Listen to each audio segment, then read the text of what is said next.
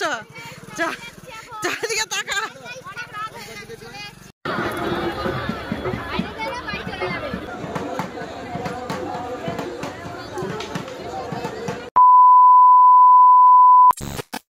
Hello বন্ধুরা, সবাইকে welcome জানিয়ে আবারও একটা নতুন ভিডিও নিয়ে চলে আসলাম। তো ভিডিওটা যেখান থেকে শেষ করেছিলাম আজ সেখান থেকেই শুরু করলাম। তো আগের দিন তো বলেছি যে খাওয়া দাওয়া করে একটু রেস্ট নিয়ে বেরোয় পড়েছি, কোথায় যাচ্ছি সেটা আপনাদেরকে পুরোটাই শেয়ার করব। তার আগে বলি, এটা হলো একটা কাঠের ব্রিজ। আমরা এই ব্রিজটা হেঁটেই পার হচ্ছি। আর ওই যে সামনে আমার বর আর ভাই ওরা বাইকটা নিয়ে আগিয়ে যাচ্ছে আর আমরা হেঁটে হেঁটে ব্রিজটা পার হচ্ছি। যেতেও খুব ভয় লাগছে, কি করব, তো হেঁটে হেঁটে যাচ্ছে। যে আমাদের পুচকি সোনাও আসছে, দেখো না কত সুন্দর লাগছে।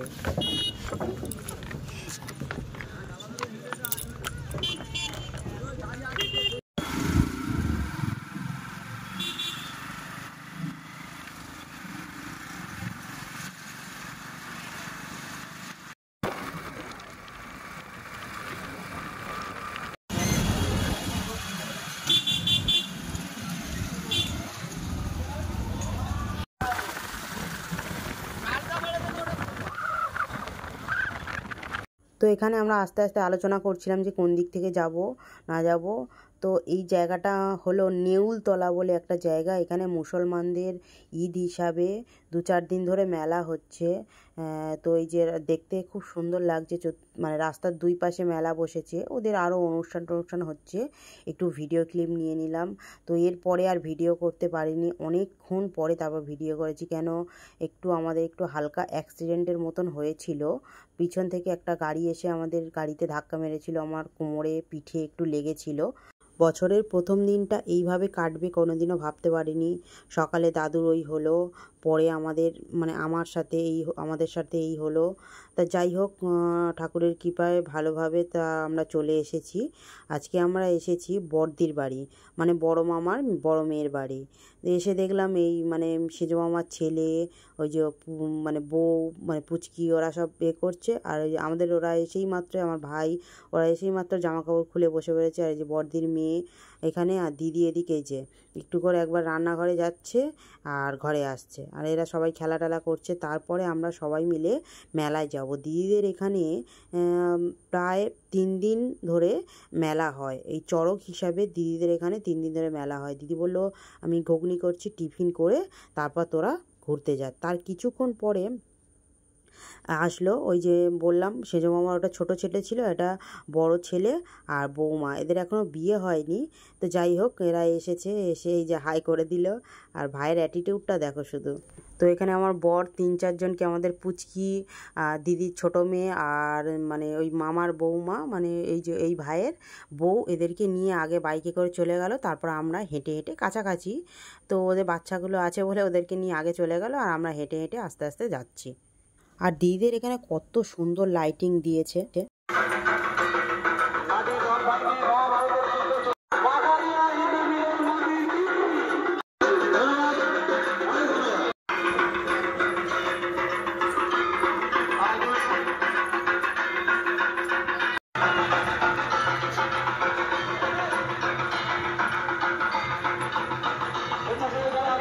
ভিডিওটা কেউ স্কিপ না করে দেখার অনুরোধ রইল। আজকে দিদিদের এখানের দ্বিতীয় দিনের মেলা। তো আমরা মেলার মধ্যে ঢুকে পড়লাম আর প্রচণ্ড ভিড় হয়েছিল। দ্বিতীয় দিন মেলা চলছে, তো সেই হিসাবে। আর দিদিদের এখানে আজকের দিনে গোষ্ঠ ঠাকুর বার করে, ঠাকুরটাও আপনাদেরকে দেখাবো। তার আগে এখানে দেখে নিন কত রকমের খেলা, কত কিছু করছে। আর প্রচুর লোক দেখতে পাচ্ছেন। আর ওদের এরিয়াটা আরও ছোট জায়গার উপর হওয়ার, তো আর সেই জন্য আরও বেশি ভিড়। আমাদের বাপের বাড়ি ওখানে যেমন 2 মানুষ চড়কে ঘোরে, ওদের এখানে আবার 4 জন চড়কে ঘোরে, খুব সুন্দর দেখতে লাগে।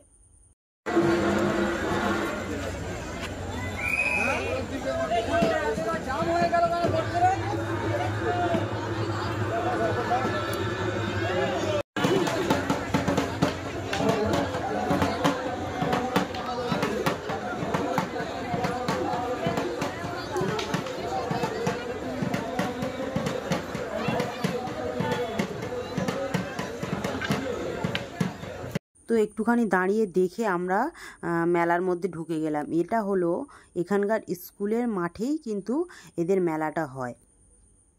তো মেলার মধ্যে ঢুকেই প্রথমে একটু দোকানপাটগুলো দেখে নিলাম। ওই যে দূরে দেখা যাচ্ছে ওটাই দিদিদের চড়ক।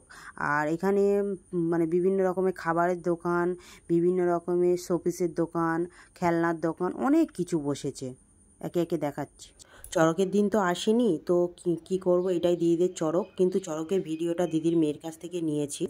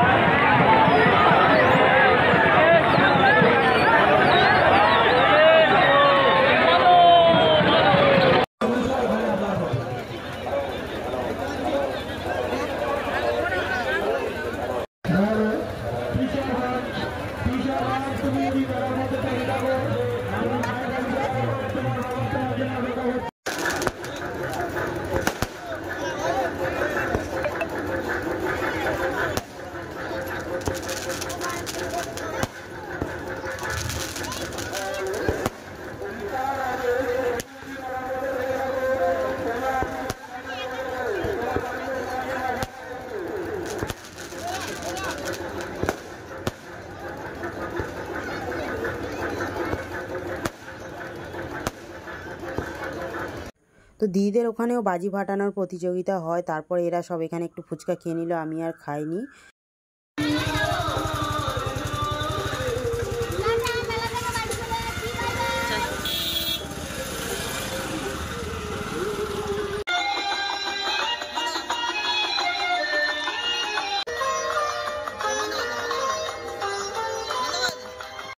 তারপরে আস্তে আস্তে রাস্তায় জামাইবুর সাথে দেখা হয়েছিল। জামাইবু কাজে থেকে বাড়ি ফিরছিল, তা সবাই একসাথে গল্প করতে করতে চলে আসলাম। আর এদিকে এসেই দিদি বললো হাত মুখ ধুয়ে সব খেতে বসে পড়। তারপরে দিদির আবার রাত্রেবেলা যাত্রা দেখতে যাবে বলে আমার ভাইয়ের বউরা আগে খেয়ে নিয়েছে, তারপরে আমরা সবাই একসাথে খেতে বসেছিলাম। এটা ছিল পরের দিন সকালবেলা। জামাইবু পরোটা নিয়ে এসেছিলো, আর দিদি বাড়িতে ঘরে আলু ভেজেছিল। সবাই মিলে খেয়ে টেয়ে নিয়ে, আর এই যে এটা হলো দিদির রান্নাঘর। এখানে মানে টালির ছাউনি, তো এত ঠান্ডা, সবাই এখানে এসে বসে আছে। আর আমি, দিদির মেয়ে সবাই রান্নার জোগাড় টোগাড় করছি, আর ছোটো মেয়েটা এসে ভিডিও করে দিচ্ছিল। দিদি, আমি, ভাই, জামাইবু সবাই বসে আছি। আর এখানে জামাইবু মাছ, চিংড়ি সব কিছু নিয়ে এসছে। দিদি বলল অতিরিক্ত গরম পড়েছে, বেশি কিছু করব না। আর আমার ছিল সোমবার, আমি বললাম দিদিকে একটু আলু সিদ্ধ ভাত করতে। দিদি আলু সিদ্ধ ভাত দিয়েছিল, আর দিদির পাশের বাড়ির যা পনির তরকারি, ডাল, পাঁপড় ভাজা এই সব কিছু দিয়েছিল আমাদেরকে।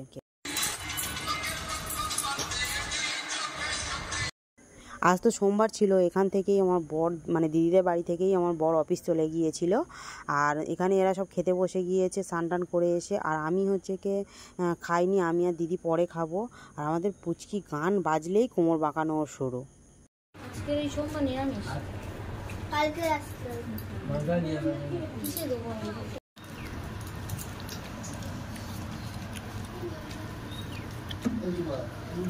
এখানে আমি, দিদি আর দিদির মেয়ে খাচ্ছি। খাওয়ার পরে একটু রেস্ট নিয়ে আমি কিন্তু বাড়ি চলে এসেছিলাম হঠাৎ। কেন বলুন তো? কারণ আমার হাজব্যান্ডের অফিস থেকে ছুটি দেয়নি। ও বলল আমি আসতে পারবো না, তুমি বাড়ি চলে আসো। তো এখানেই আমার ভিডিওটা শেষ করছি।